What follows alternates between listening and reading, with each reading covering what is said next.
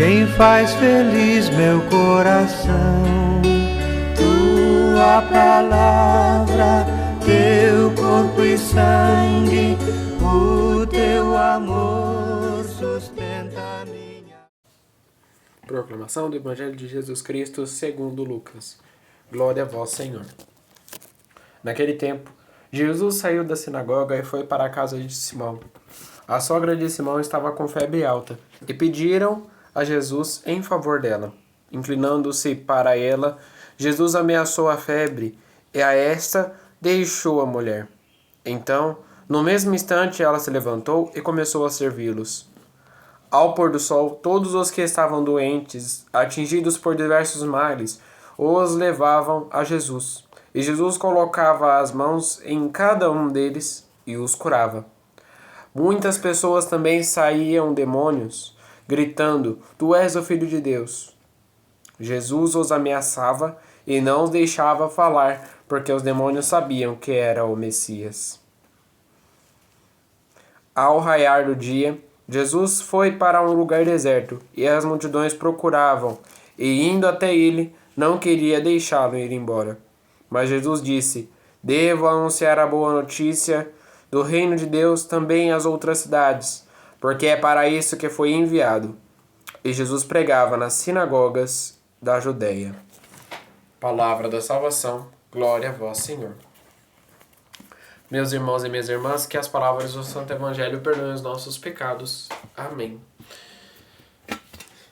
Muitas das vezes na vida nós temos o costume de fazer a cura, de curar, de tentar realizar milagres às pessoas que buscam a nossa necessidade.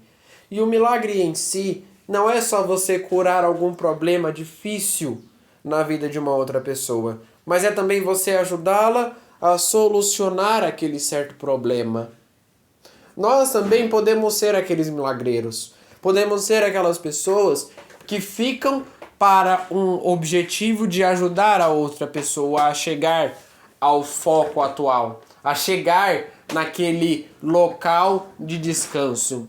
Muitas das vezes, esse nosso objetivo é contradido. Por quê? Porque muitas das vezes nós não estamos preocupados realmente com o outro. A preocupação que nós devemos ter com o outro é uma preocupação interior. É uma preocupação de que o mal do outro vai afetar na minha vida. Como o outro estar ruim, estar doente, estar mal vai afetar na minha vida, deixando de uma certa forma ela mal, triste, doente. De certa forma a gente fica com a consciência pesada.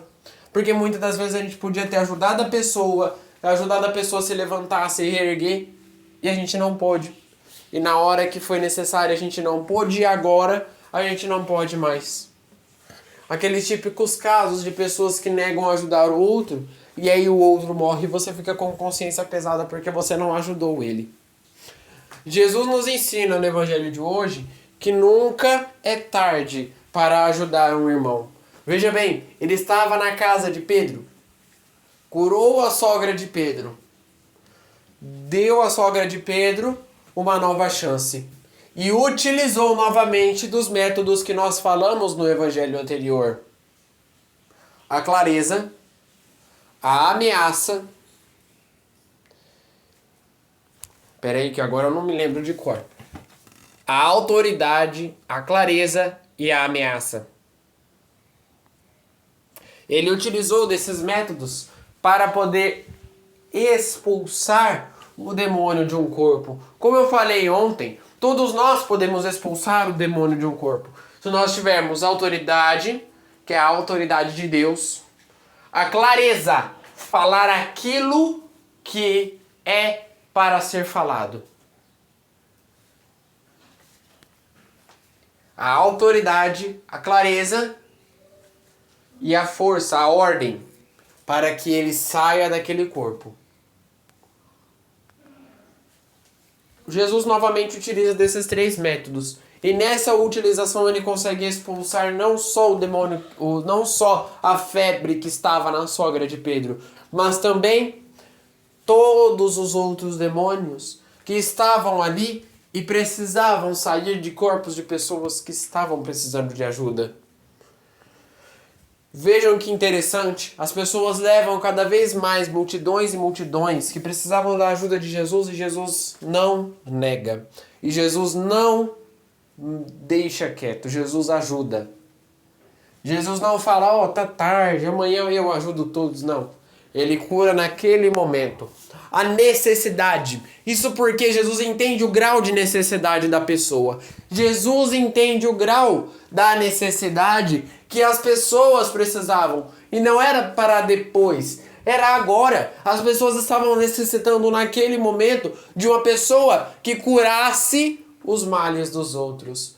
Que curasse o bem dos outros. Que trazesse o bem de volta.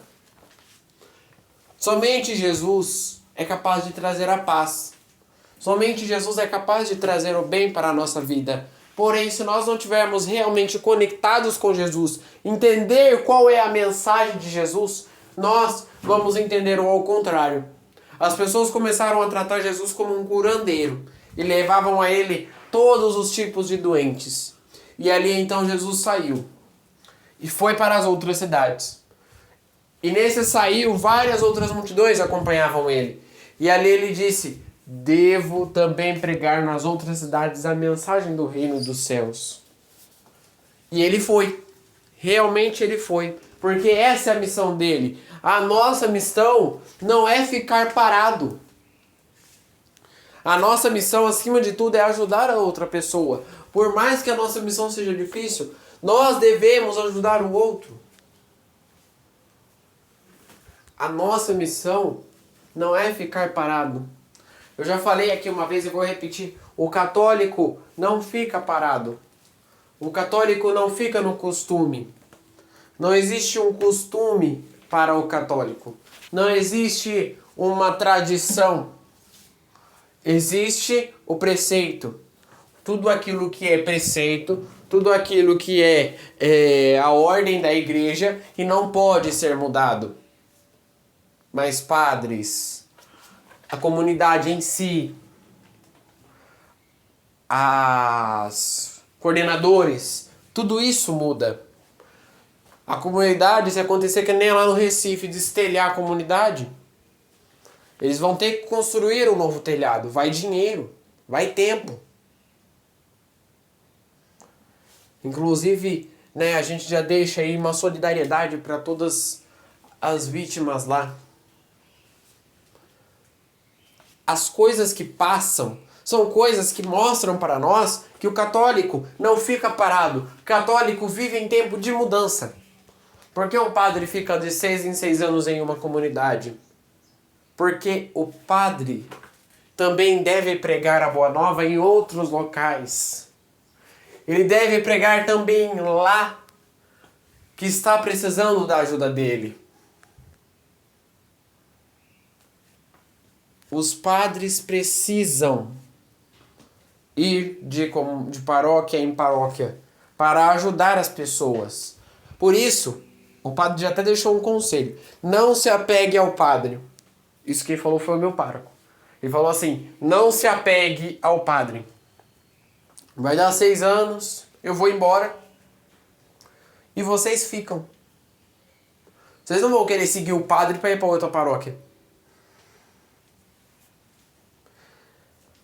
O desapego. O católico deve ter desapego na vida. Por mais que a gente lute, o católico deve ter o desapego de não ter o apego na sua vida. Desapegar do mundo. Desapegar das coisas que fazem a nossa vida parar. É exatamente isso que Deus quer nos passar no Evangelho de hoje. Por isso, rezemos juntos. Pai nosso, que estais nos céus, santificado seja o vosso nome. Venha a nós o vosso reino. Seja feita a vossa vontade, assim na terra como no céu. O pão nosso de cada dia nos dai hoje. Perdoai as nossas ofensas, assim como nós perdoamos a quem nos tem ofendido. E não nos deixeis cair em tentação, mas livrai-nos do mal. Amém. Que no dia de hoje fique na paz e na alegria de Deus.